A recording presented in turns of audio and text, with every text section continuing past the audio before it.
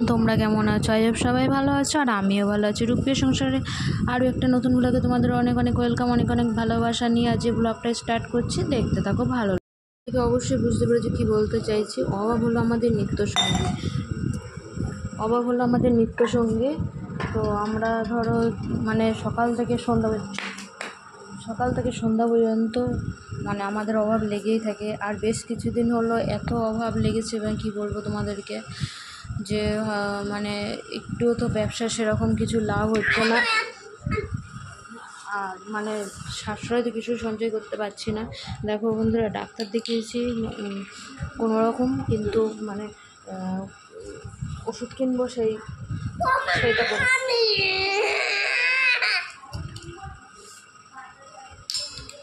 সেটা পর্যন্ত পাচ্ছি না। এত কষ্ট, মানে কীভাবে কী করবো বুঝতে পারছি না।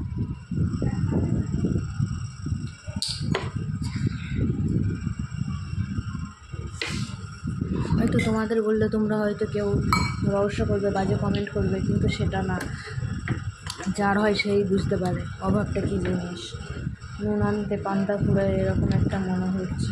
মানে এত গরম পড়ে যাচ্ছে, গরমে এদিকে ধরো ঘুম হয় না রাতে ঠিক মতন। আবার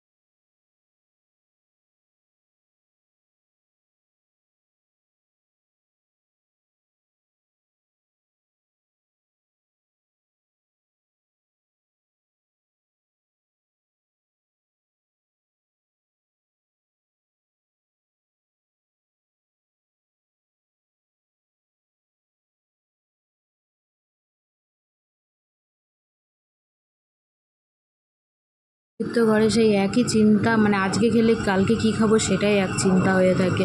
মানে সকালবেলায় উঠেই একটাই চিন্তা, আজকে কী দিয়ে ভাত খাওয়াবে। তাতেই এত গরম, মানে কিছুই খেতে ভালো লাগে না। মনে হয় যেন শুধু মানে টক দিয়ে ভাত খাই, এদিকে মানে আম এরকম মানে চাটনি দিয়ে এগুলো দিয়েই ভাত খেতে ইচ্ছা করে। আর একই চিন্তা ভাবনা, ভালো লাগে না মাছ মাংস। আর দেখো মাছ মাংস খেতে গেলেও পয়সা লাগে, তো রেগুলার তো এইসব খাওয়া যায় না। সব কিছু মানে সেইভাবে মানে চলতে হয়। তো কষ্টের সংসার নিয়ে সব কিছু নিয়েই চলতে হয়। তো সব সময় তো মানে ভালো খাওয়া দাওয়া, ভালো পড়া সব সময় তো আমাদের পক্ষে সম্ভব হয় না। একটু কষ্ট করে জীবনযাপন তো আমাদের করতেই হয়। স্বাচ্ছল জীবনযাপন আমাদের জন্য না, কপালে হয়তো এরকমই কিছু লেখা আমাদের।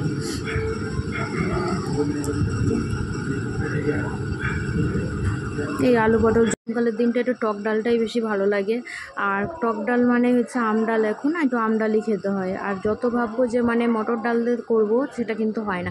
আর তোমার দাদা ভাইয়ের এদিকে মানে আর আমারও মুসুর ডাল খাওয়াটা মানে ডাক্তার বারণ করে নি, তবু ইউরিক অ্যাসিড মনে হয় যেন ব্যথা আছে, এর জন্য আমরা খাইও না। মানে তোমার দাদাভাই খায়, আমি খাই না। আর ইদানিং তোমার দাদা ভাইয়েরও খেতে বারণ করেছিল ডাক্তার, খেয়েও না, তো দেওয়াও হয় না। আর এদিকে মানে রান্নাটাও করছি, আর এদিকে চিনিটা ঢেলে নিচ্ছি।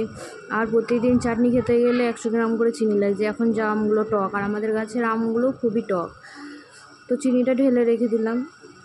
আলু ভেজে নিলাম। আর এত পরিমাণ মাথা যন্ত্রণা করছে, তোমাদেরকে কি বলবো বন্ধুরা, মানে এই মাথা যন্ত্রণা আধ কপালি বলে, মানে একদিকের মাথা যন্ত্রণাটা এইটা মানে 3-4 দিন থেকেই যাবে, যতদিন ওষুধ না খাওয়ার। ওষুধ না খেলেও থামে না। এখনও পর্যন্ত কথা বলবো না, কিন্তু ভয়েস ওভার দিচ্ছি, মাঝে মধ্যে আওয়াজ হচ্ছে, বারান্দায় সবাই বসে আছে গরমে। আর আমার কিন্তু এখনও কিন্তু মাথাটা খুব যন্ত্রণা হচ্ছে।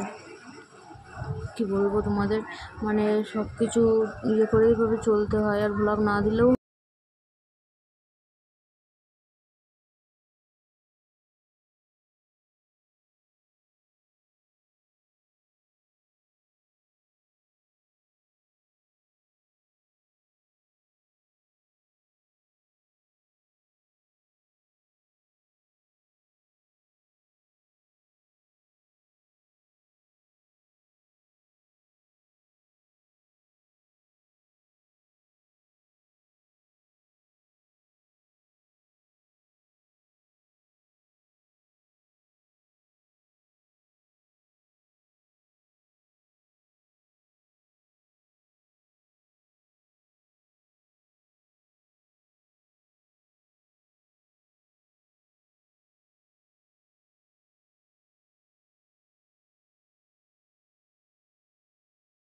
হয়েছিল, তো সেইগুলো ভেজে এখন রেখে দেবো।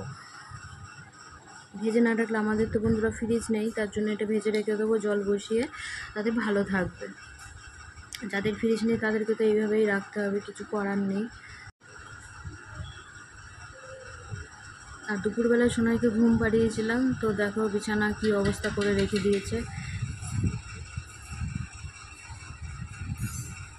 এটাও পরিষ্কার করে মানে পেতে নিতে হবে। দুপুরবেলায় ঘুমিয়েছিল, আর দুপুরবেলায় মানে 1-1:30 পর্যন্ত ঘরটা একটু ঠান্ডা থাকে। ওইটুকু সময়ের মধ্যে সোনাইকে ঘুম পাড়িয়ে দিই। আমি একটুখানি শুয়ে নিই, না শুলে হয় না, সারাদিনের ধকলটা খুব কষ্ট হয়ে যায়।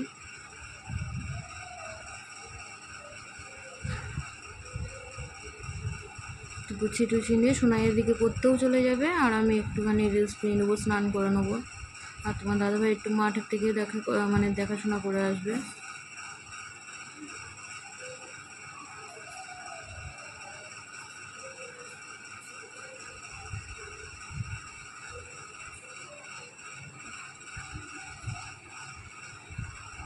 আর ফ্যানের হাওয়া মানে মনে হচ্ছে যেন কেউ যেন গরম জল ঢেলে দিচ্ছে, আর নয় কেউ যেন মানে গায়ের ওপর আগুন দিয়ে দিচ্ছে।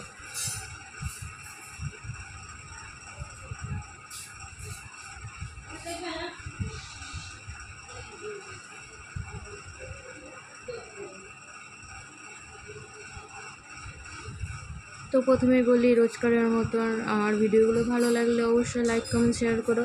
আর যে বন্ধুদের কাছে নতুন গেছে তারা আমার ভিডিওটা দেখার জন্য অনুরোধ রইল। আর প্লিজ সাবস্ক্রাইব করে দিও, আর আমার স্বপ্নের সাথী হয়েও, আর আমাকে এগিয়ে যাওয়ার জন্য অনেক অনেক অনুপ্রেরণা দিও। আর যারা অলরেডি আমার বন্ধু হয়ে আছো, আমার পরিবারের সদস্য হয়ে আছো, তাদেরকে অনেক অনেক ভালোবাসা, অনেক অনেক ওয়েলকাম।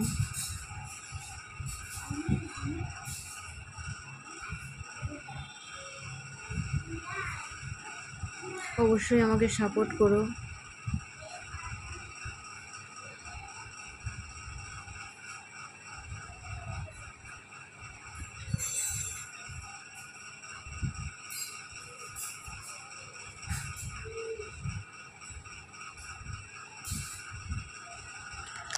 আজকের ব্লগটা এই পর্যন্তই। অবশ্যই ভালো লাগবে, স্কিপ করো না, দেখতে থাকো। পরে আবার নতুন একটা ব্লগে নতুন একটা দিনে তোমাদের সাথে অবশ্যই দেখা হবে।